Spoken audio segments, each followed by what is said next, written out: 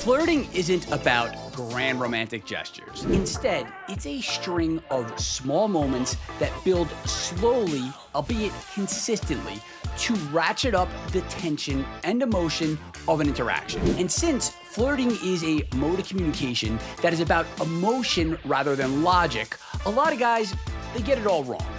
As a coach, I can tell you that an inability to flirt and banter with a woman is the root cause of most issues that guys run into when it comes to their love and sex lives. Put simply, if you don't know how to flirt, you won't even have a chance with most women.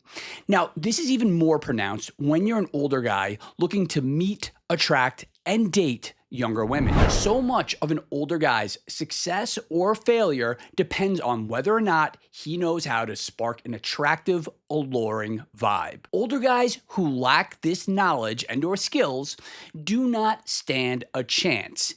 If a guy like this crosses paths with a younger, attractive woman, he won't even be able to get his foot in the door. Not knowing how to flirt, and particularly not knowing how to flirt in a way that captivates younger women, that's gonna cause a guy to seem boring, it's gonna make him seem out of touch, and worst of all, it's gonna make him seem sexually inexperienced. Thankfully, flirting is a skill, not unlike learning to play an instrument or speaking a second language. In fact, the big difference is that learning to flirt, it's actually a lot easier.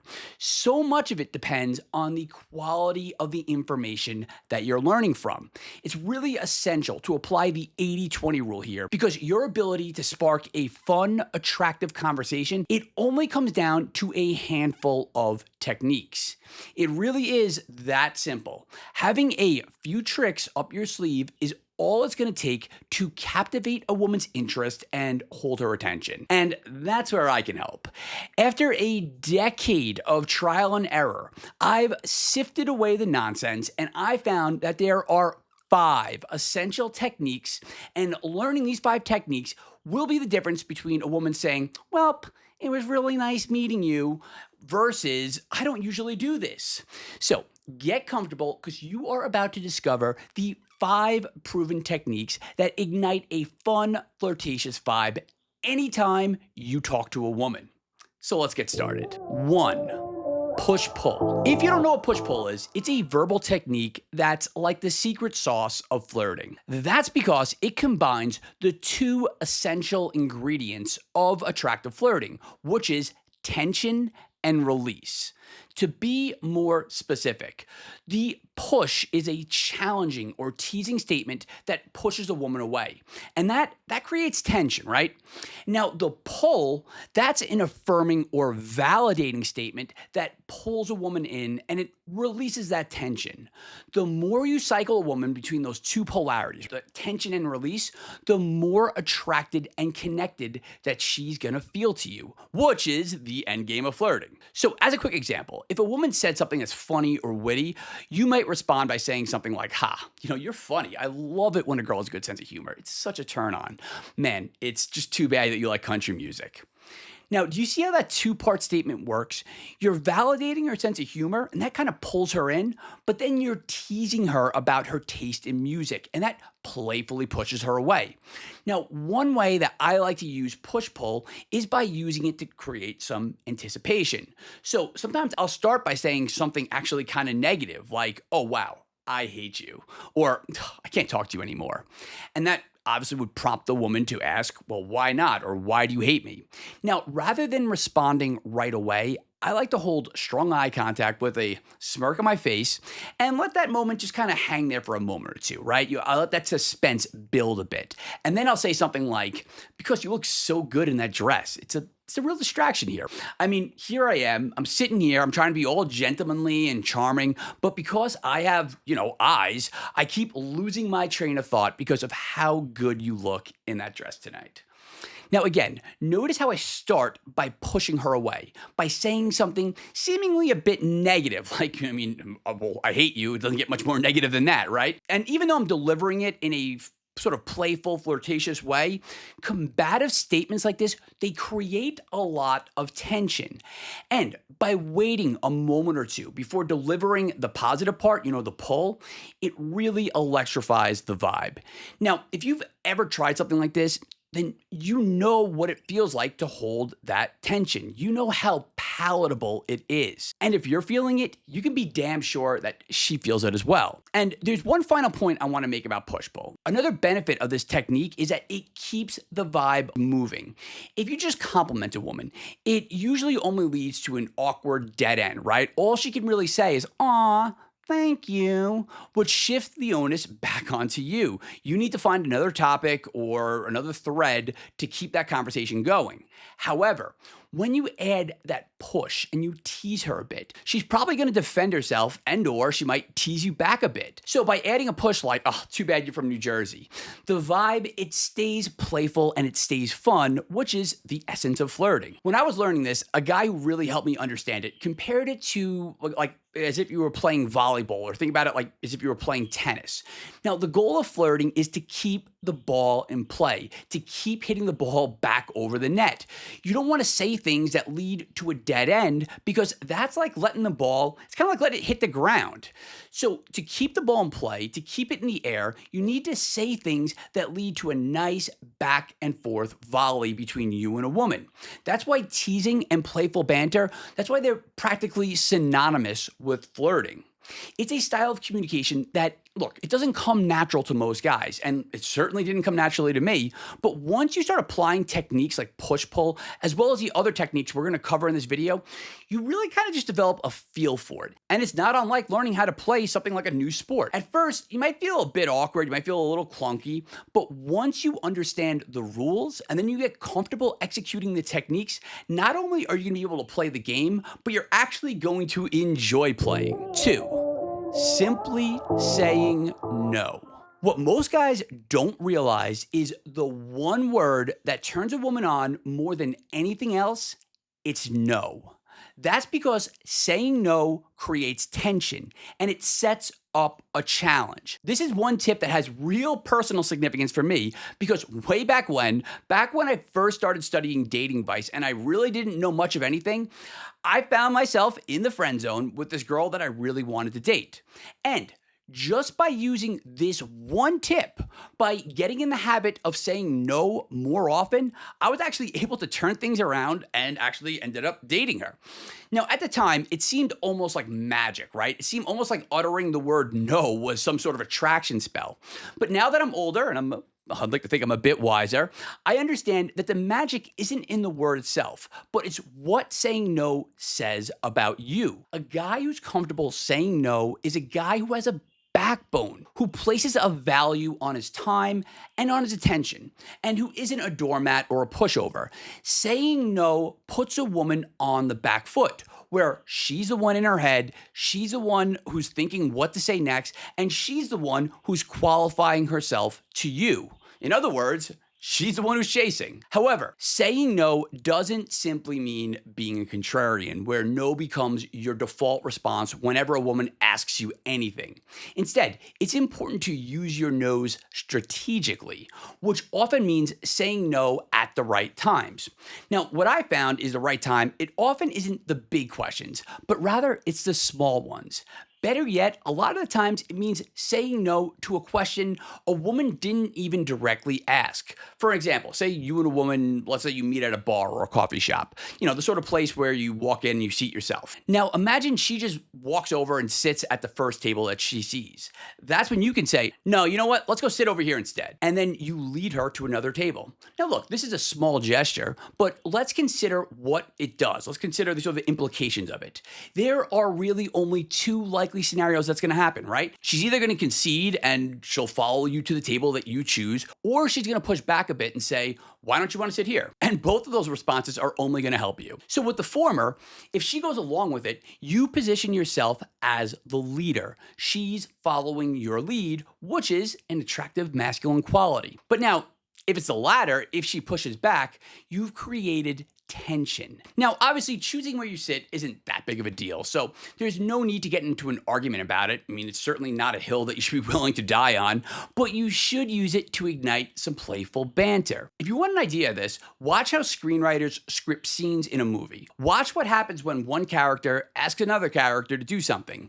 The answer is usually no, because that creates a conflict, which makes for an entertaining entertaining scene. When two characters debate, it allows the writer to reveal more of a character's personality than if that character just simply said, "Oh, okay, sure, yeah, I'll do whatever you want." Now, the same is true of flirting. Anyone can be a yes man. It's predictable and it's boring.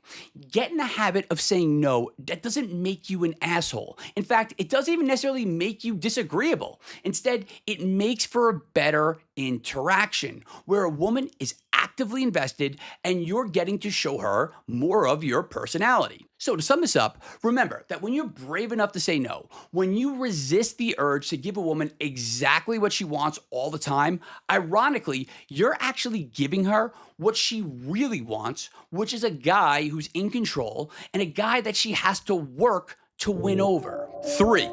Playful presumption. One trap a lot of guys run into when they're flirting, and this is particularly true of older guys, is they get stuck in boring interview-style conversations. If you've ever felt like you were playing the question and answer ping pong game where you ask a question and she answers, then maybe she asks you a question, then you answer, you know how tedious it is. Yet, even when we know better, guys often still fall into the rut of peppering women with get-to-know-you questions. Most guys think asking questions, it's the safe way to keep the conversation going. But here's the thing. The point of flirting isn't to get to know someone. The point is attraction. The point is to attract someone. So until she's attracted to you, she doesn't care where you grew up or what your hobbies are or where you went to school. Likewise, just because she's answering your questions and reciting the facts of her life, it doesn't make her want you anymore. If you want to get her engaged, you need to trigger her emotions. And one emotion that works particularly well when it comes to flirting is curiosity. Now, whenever you say something that makes a woman curious to know more, you're on the right track. Now, imagine this. What if there was a way to ask the typical get-to-know-you questions in a way that piques a woman's curiosity? Well, I got some good news for you. There is, and all you need to do is to transform your questions into a playful presumption. So rather than asking a woman, "So, where are you from?" make a playful guess about where she's from. For example, she's giving off maybe like a fashionable vibe. You might say, "Why do I have a sneaking suspicion that you're from New York?" Or if she has a nice tan line and seems a little bit more laid back, you could say, "Let me guess, you're from LA." Now, don't get too hung up on actually trying to guess accurately where she's from. That's really not the point. It's more important to venture a guess, even if it's totally off base, because it will instantly get her curious. It gets her wondering either why you think she's from New York or why you think she's from LA, or if you do happen to be right, how you knew, what gave it away. But again, I want to emphasize that whether you're right or wrong, it really doesn't matter. What matters is that you found a way to make the conversation flirtatious. Also, by making a presumption, you set yourself up to display more of your character and more of your personality. Your presumptions are a byproduct of your experiences and how you see the world. What you perceive an East Coast might look like or what a West Coast energy is a byproduct of who you are. When a woman asks why you're presuming that she's this or that, it sets up this kind of attractive dynamic. There's a lot of flirtatious baked into that, which makes it very easy to keep the vibe light and playful. And remember, presuming where a woman's from is only one example. You can use this technique with really any question that you typically ask: her job, her hobbies, how many siblings she has. Use this technique as your foolproof antidote to boring interview-style conversations. It spices things up, but like any spice, you don't want to overuse it. Sprinkle it in whenever you want to draw a woman in by piquing her curiosity. 4. Flip the script. Whenever the average guy interacts with women, there's this predictable pattern. Because most women, and this is especially true of very attractive women, they're expecting a guy to put her up on a pedestal and to chase her. And that means that most guys wind up parroting a predictable script when they're pursuing an attractive woman, which it almost always fails.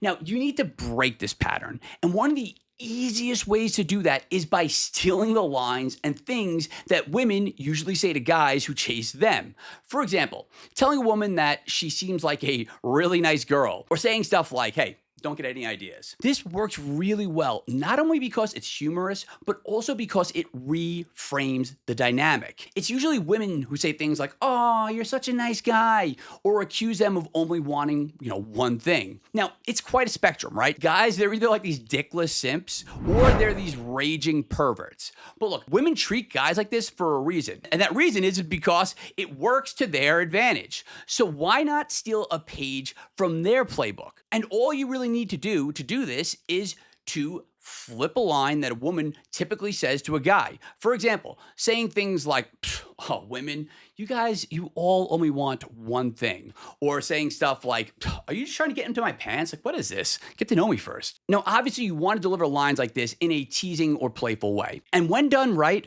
when lines like this land, you can come back to it as callback humor. In fact, it often becomes something of like an inside joke between you and a woman. These are simple, flirtatious lines, but they invert the typical power dynamic. So you should steal them and start using them. 5, storytelling. The ability to tell a good story is one of the most underappreciated and overlooked skills in men's dating advice.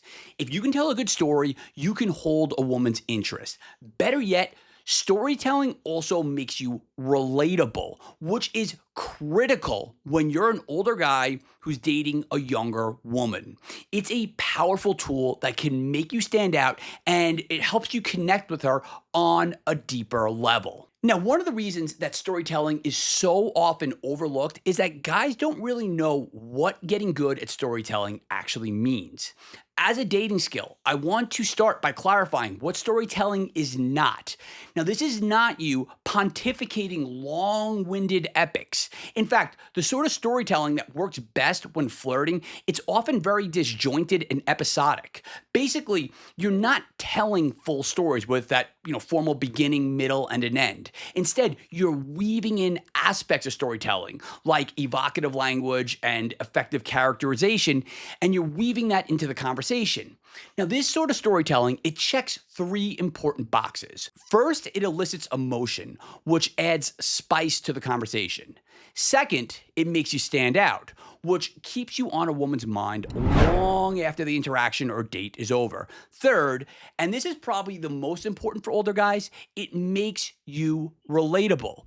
This is critical because it allows you to connect with women over shared experiences rather than things that you simply have in common. Even if you don't share a lot of the same interests when it comes to pop culture or hobbies, effective storytelling can bridge the gap because you'll bond over shared emotion and shared experiences, which is actually a deeper and more powerful connection than simply bonding over superficial commonalities. Think of it like this.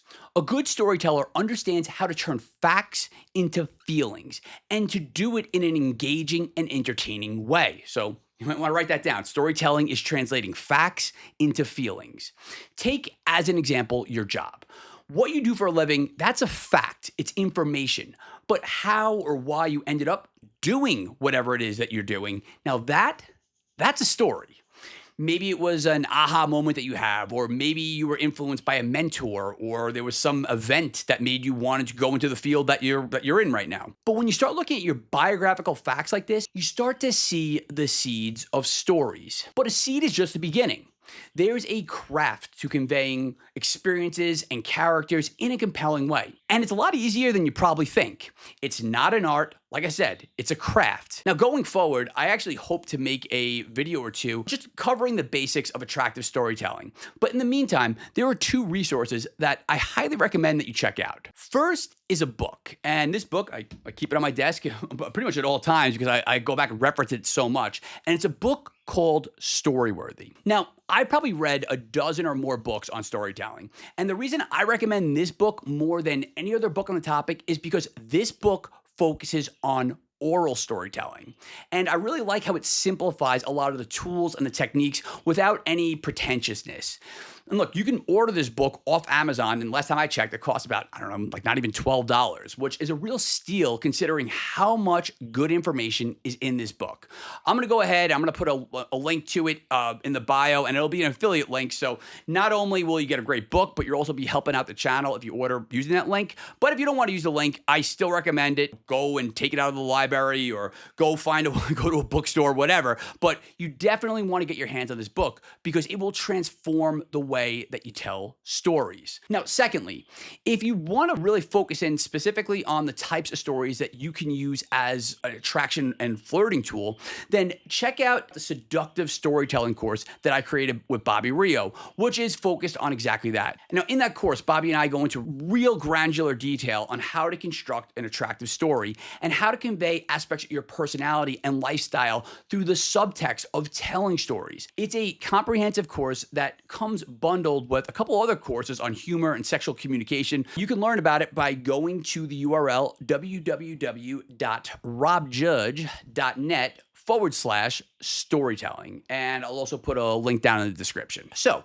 to wrap things up, flirting is an essential skill, but it's one that older guys, they often overlook because it can seem a bit nonsensical and pointless. Yet all it takes is a few techniques like the 5 I just shared with you, and you can transform your interactions with women. So go out, give these techniques a try, and I want to hear about how it goes in the comments. And also, make sure to like and subscribe because I'm really going to start to try to grow this channel. And I want to start experimenting with things like live streams and podcasts. And the only way you're going to get notified and receive that content is if you're subscribed. Trust me, you are not going to want to miss that. And as always, thank you for watching. And I'll be back with another video very soon.